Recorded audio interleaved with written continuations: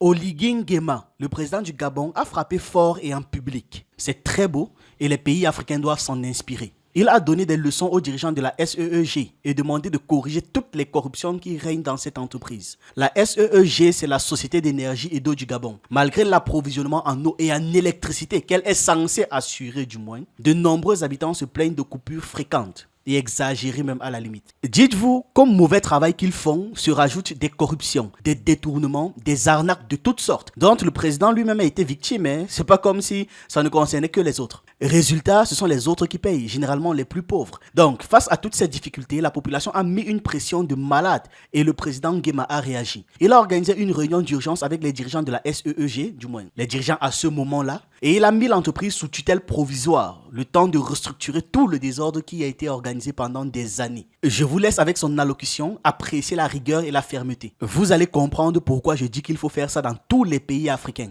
et pourquoi est-ce qu'on souffre autant en Afrique avec les services de base comme la distribution d'eau et d'électricité. Ce matin même chez moi, il y a eu coupure d'électricité entre 10h et 15h. Comment travailler dans ces conditions? Force est de constater qu'en matière de fourniture d'électricité et d'eau, les attentes des populations semblent se dégrader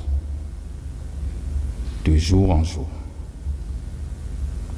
Depuis 1 an de transition, nous n'arrivons pas à résoudre ce problème d'eau et d'électricité.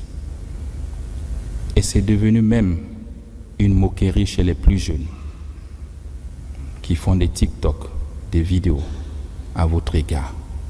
Et je me demande si est-ce que vous aimez ce pays ou est-ce que vous aimez votre métier d'agent de la SCG ou c'est seulement se remplir pleinement les poches qui nous intéresse ici. Maintenant, nous allons aborder les différentes actions menées par le CTRI pour soutenir la SCG dans ses missions. Puis la décision de mettre la structure sous administration provisoire avant de finir par le plan Transfo 2025. Depuis notre prise de pouvoir, nous n'avons cessé de vous accompagner, tel que cité par le ministre de l'Énergie. Je comprends que les installations sont vieillissantes, mais il y a un énorme problème d'entretien. La question des compteurs frauduleux montre aussi une implication de certains agents véreux de la SCG et dont nous avons tous été ici victimes de cette histoire de compteurs frauduleux. Elle ne date pas d'aujourd'hui. C'est une manière de racketter les populations. Parce que les compteurs, c'est vous qui les placez. Ce ne sont pas les populations. Vous et vos sous-traitants. Quand elle se présente à la SCG pour demander l'acquisition d'un compteur, on lui fait croire qu'il n'y a plus de compteurs et qu'ils sont en manque. On rappelle à cette personne qu'il y a un sous-traitant qui a des compteurs. Et quand vous vous y rendez, le compteur, on vous le vend à 400 000 francs CFA. Moi-même, j'en ai payé les frais. On quitte de 120 000 à 400 000 francs CFA un compteur. Quand vous êtes dans l'urgence, vous êtes obligé de payer ce compteur. Une fois que vous le payez, il est installé par un sous-traitant. Et après, on vous dit qu'il faut codifier le compteur. Il faut encore payer la codification. Vous la payez.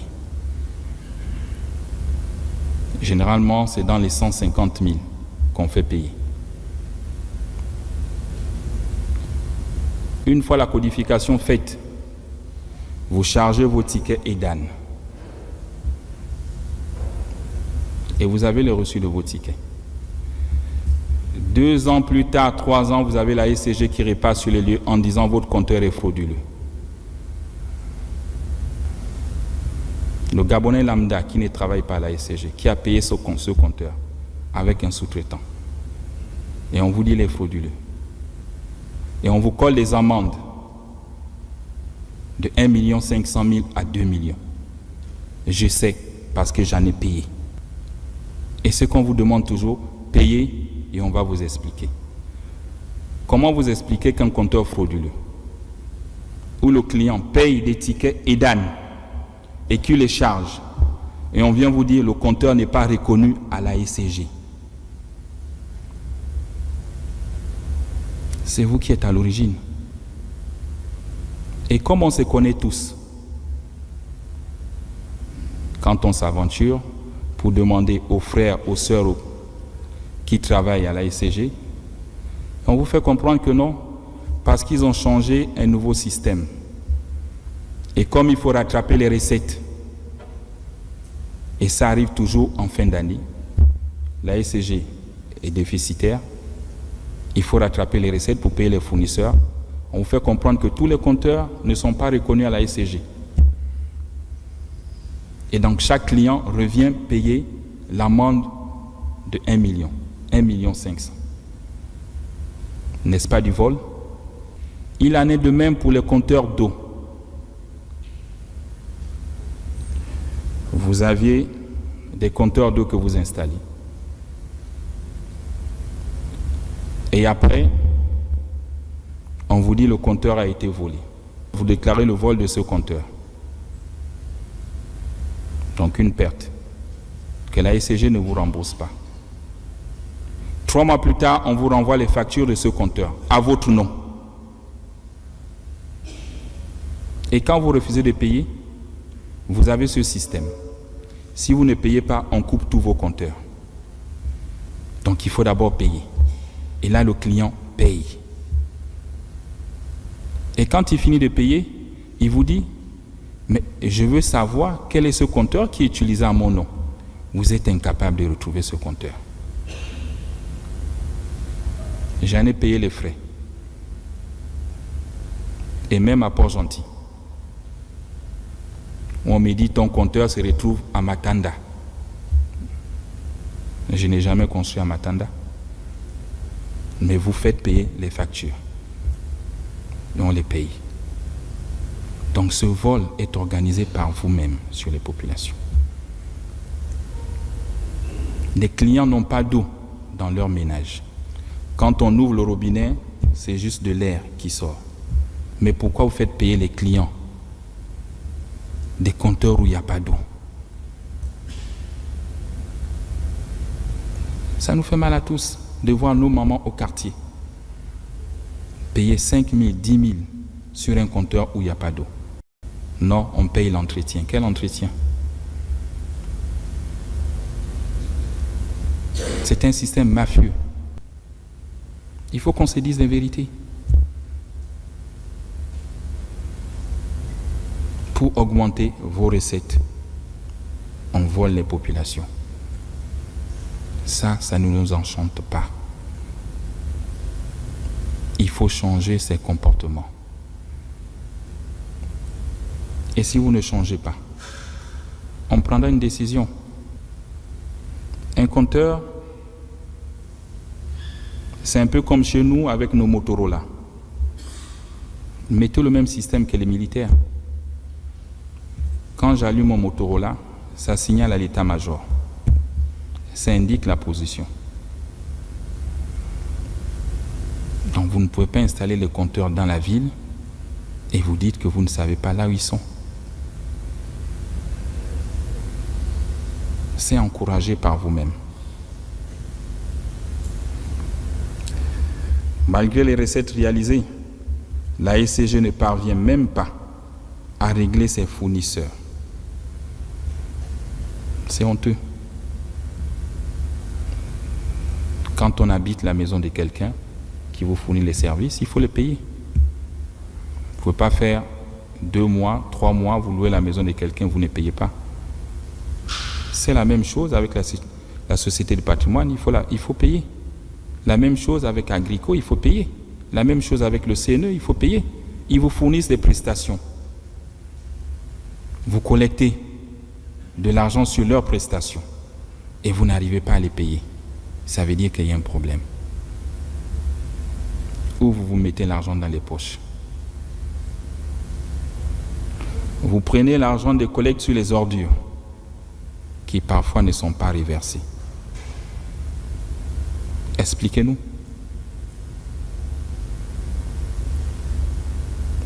Ça veut dire qu'il y a un problème. Mais nous n'allons pas continuer comme ça. Beaucoup de redevances ne sont pas versées sur ces sociétés.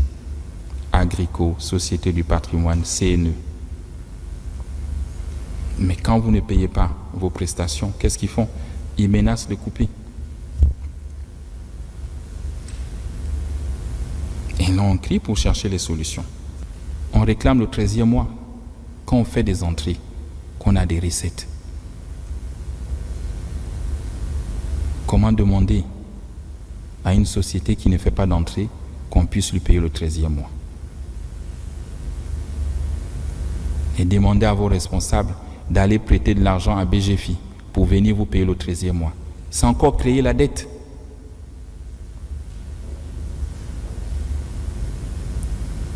C'est créer la dette. Le DG va à BGFI, va souscrire pour 3-4 milliards pour venir payer le 13e mois. Mais vous êtes redevable vis-à-vis de la banque, donc vous créez une autre dette. Le CTRI vous a suffisamment accompagné. Je pense que nous avons payé 132 transformateurs, tels qu'annoncés par le ministre de l'Énergie, et que certains transformateurs sont déjà arrivés. Nous avons payé depuis cette transition 14 groupes électrogènes que vous avez installés dans les provinces. Donc, c'est des bénéfices pour vous. Vous n'avez pas fait de l'investissement. C'est nous qui le faisons maintenant pour vous. Parce qu'il faut vous aider. Mais quand il faut laisser les populations dans le noir, vous vous empressez de couper le courant.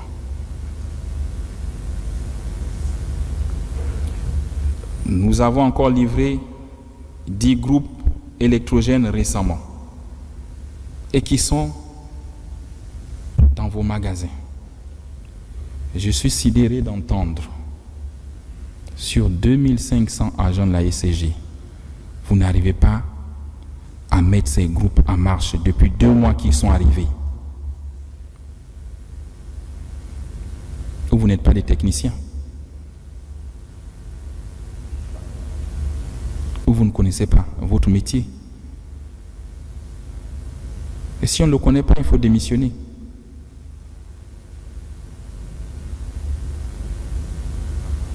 Un homme militaire disait, c'est honteux de faire un métier que l'on ne connaît pas. On vous a livré 10 groupes gratuitement qui sont là. Depuis 2 mois, on n'aurait pas vécu cette situation. 10 groupes de 2,5 mégawatts. Multiplié par 10, ça fait combien de mégawatts qu'on gagne? Et on se plaint. Donc vous-même, vous êtes incompétent. Et je ne peux pas être militaire dans ma carrière, on me livre 10 Kalachnikov, au bout de 2 mois, je ne sais pas utiliser. Ça veut dire qu'il y a un problème. Soit vous le faites exprès pour laisser les Gabonais dans le noir. Parce que tous autant que vous êtes diplômés de Polytech. Quand on regarde les CV, vous êtes tous des ingénieurs. Ou à moins que ces CV nous trompent. 2 mois, on n'arrive pas à brancher 10 groupes. Et là, nous avons encore 7 groupes supplémentaires en mer qui sont en train d'arriver. Ce serait la même chose. Donc pourquoi demander de refaire l'investissement, d'acheter des groupes si vous ne savez pas les brancher? Nous avons fait venir la centrale flottante, comme disait le ministre de l'Énergie. Elle est au large de nos côtes. Je pense que dans 2 mois, ils vont trouver des lignes pour la raccorder. Qu'est-ce que vous proposez à la place dans l'urgence? Au-delà des critiques. où chacun va sur les réseaux sociaux et faire ce qu'il veut. Donnez une solution pour qu'on puisse avoir 150 mégawatts dans les 2 mois. Donnez-moi une solution. Vous n'en avez pas. Mais vous êtes fort pour critiquer ce qui s'est fait. Vous êtes incapable d'applaudir les bienfaits. Nous avons fait venir 22 500 compteurs d'électricité qui sont déjà livrés et qui sont là. À terme, pour le Gabon, je pense qu'il faut 400 000 compteurs. C'est ce type de compteur que nous voulons maintenant. Vous devez me changer tous les anciens compteurs pour qu'on ne se retrouve plus dans la fraude. Si vous ne voulez pas travailler, laissez la place à d'autres. Et oui, au temps des Divungi, on n'a pas connu ça. Et je le dis. Regardez les images qui vous ont été présentées. C'est honteux. Et je veux même croire que vous faites boire des Gabonais de l'eau impropre à la consommation. Oui, quand on regarde les images, c'est bien ça. Et vous êtes content de récupérer leur argent chaque fin du mois.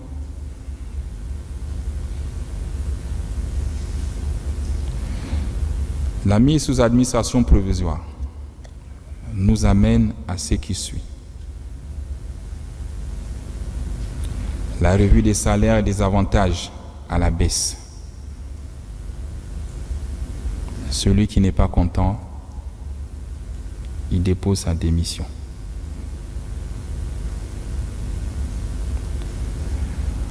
Pour l'administrateur provisoire, c'est 5 millions et des avantages plafonnés. Au-dessus de ça, vous êtes sanctionné. Je ne veux plus entendre des salaires de 10 millions, de 15 millions, de 20 millions. C'est fini. Les généraux ici, même 5 étoiles, personne n'a un salaire de 5 millions. On atteint 3 millions quand on a 5 étoiles. Et avec la durée. Et après, vous partez à la retraite. Et regardez notre prix. Donc 5 millions, c'est largement suffisant pour un Gabonais directeur de vivre avec sa famille. Je ne veux pas entendre les salaires de 7 millions ou 8 millions. Et le colonel Stéphane, je vous prie d'appliquer la grille avec fermeté et avec rigueur. Et vous avez l'administrateur provisoire, donc Jean Indundu. Vous êtes un ancien de la boîte. Nous vous avons choisi pour essayer de ramener l'harmonie. Vous avez 33 ans de boîte, plus 4 ans à la Société de patrimoine, si je me trompe. J'attends de vous la fermeté, le courage de me briser le système et de me faire tomber les têtes. Ils ne sont pas vos amis. C'est fini l'amitié. J'attends des audits et c'est ton défi.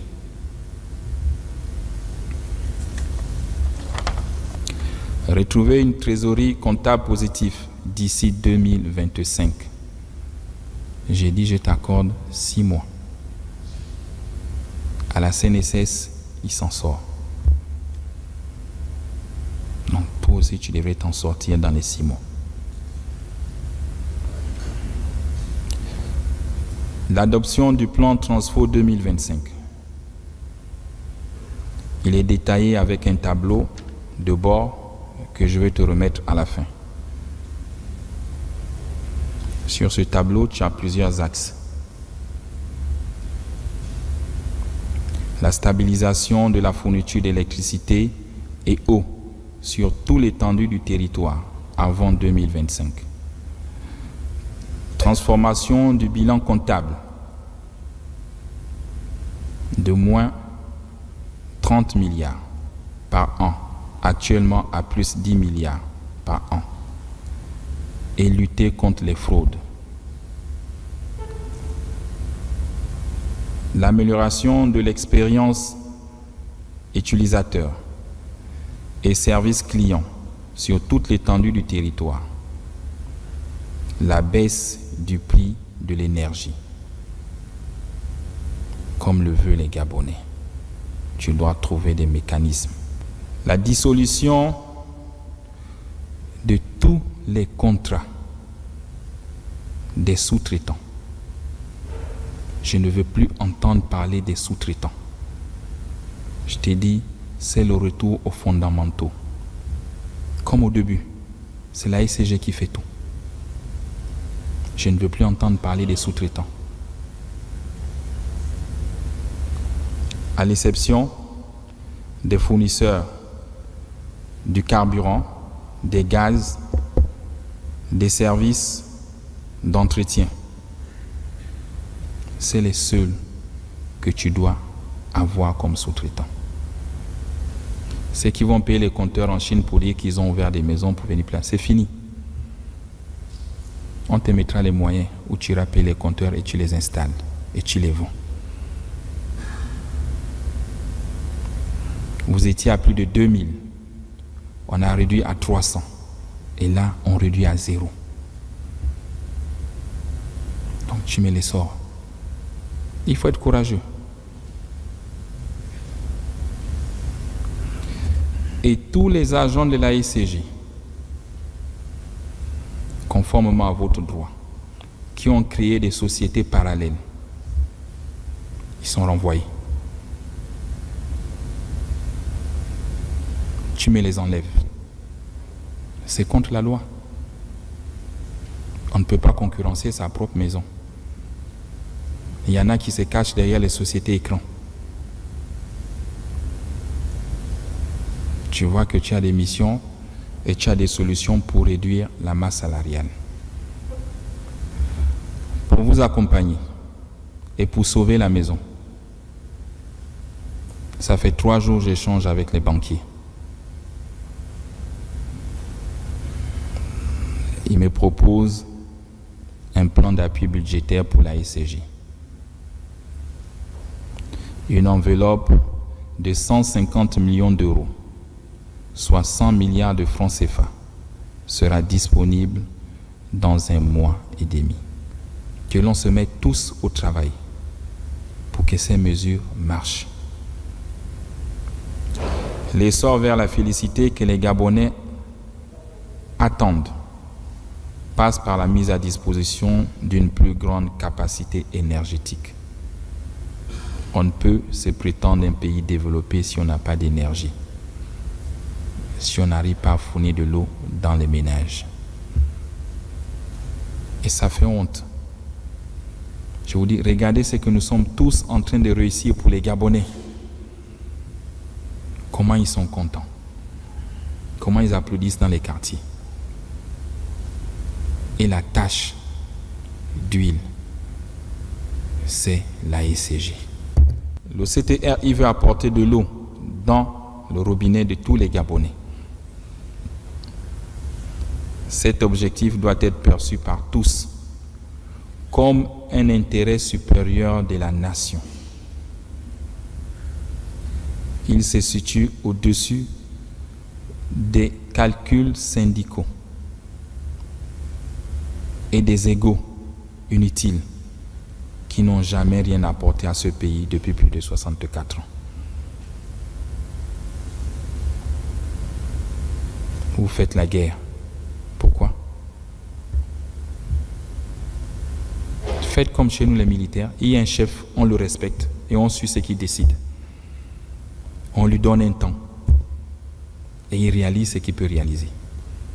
Parce que demain, vous aussi, vous serez chef. Et si vous ne l'accompagnez pas, ceux qui vous regardent, quand vous serez chef, ils ne vont pas aussi vous accompagner. Ils vous feront les mêmes coups bas que nous appelons les pots de banane.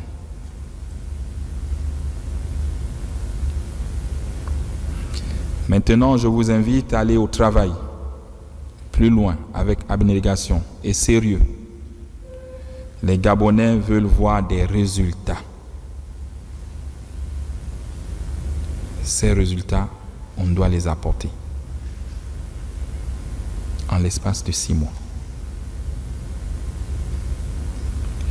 Monsieur l'administrateur provisoire, nous, gouvernement et CTRI, vous avons choisi parce que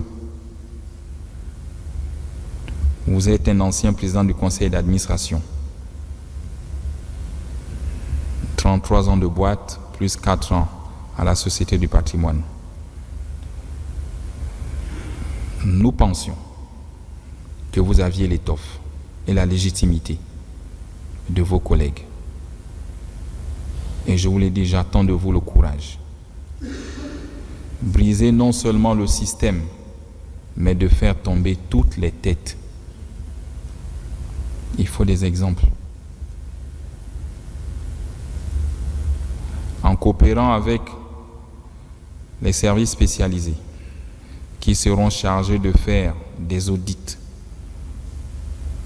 pour que ces derniers rendent des comptes à la justice.